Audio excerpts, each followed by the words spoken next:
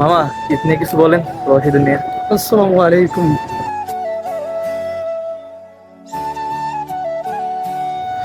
আসসালামু আলাইকুম বিয়াস, তো সবাই কেমন আছেন? আশা করি সবাই ভালো আছেন। আপনাদের দয়ে আমি অনেক ভালো আছি।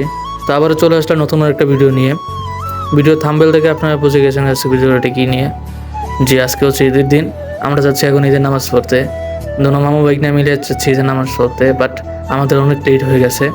তার ভিতরে আবার মামা বলতেছে যে মামাকে ছবি তুলে দেওয়ার জন্য, বাট এখন তো নামাজের দেরি হয়ে গেছে, তার জন্য মামাকে বললাম যে মামা পরে তুলে দেবো, আগে নামাজ পড়ে আসি। তো মামাকে নিয়ে চলে যাচ্ছি নামাজ পড়তে।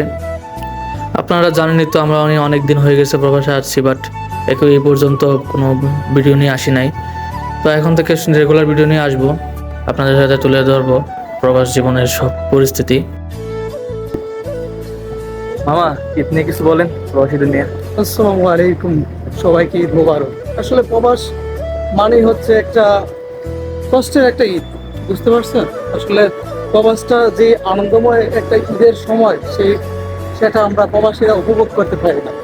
আসলে এই যে দেখেন, ফজর নামাজ সাথে সাথে ঈদের নামাজ, আসলে কত মানুষ আসতেছে, আসলে তেমন একটা আনন্দ নেই। বাংলাদেশে থাকতে যে ফিলটা হতো ঈদের নামাজে যাওয়ার, যে একটা আনন্দ মুহূর্ত হতো, সেটা আমরা একদমই পাই না। আসলে প্রবাস মানে কোনো ঈদ নয়, প্রবাস মানে হচ্ছে শুধু কষ্ট, শুধু বেদনাময়। আর বাংলাদেশের মানুষকে এতটা বেশি মিস করি, যা বলে প্রকাশ করার মতো না। তাকিয়ে দেখেন কত মানুষ আসতেছে আজকে এই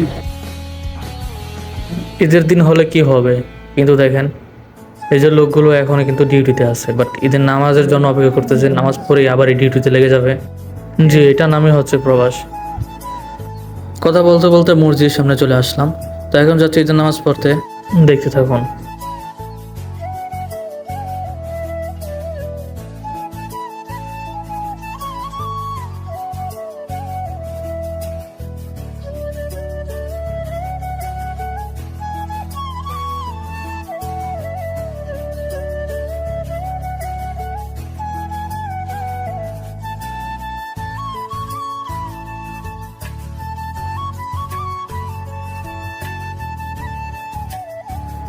আলহামদুলিল্লাহ ঈদের নামাজটা আদায় করলাম এই দুর্গবাসে প্রথমবার।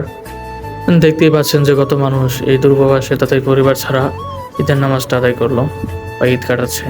ঈদ মানে আনন্দ, ঈদ মানে খুশি, মানে এই খুশিটাই প্রবাসীর জীবনে নেই। তো ভিউয়ার্স, আজকের ভিডিওটা এই পর্যন্তই।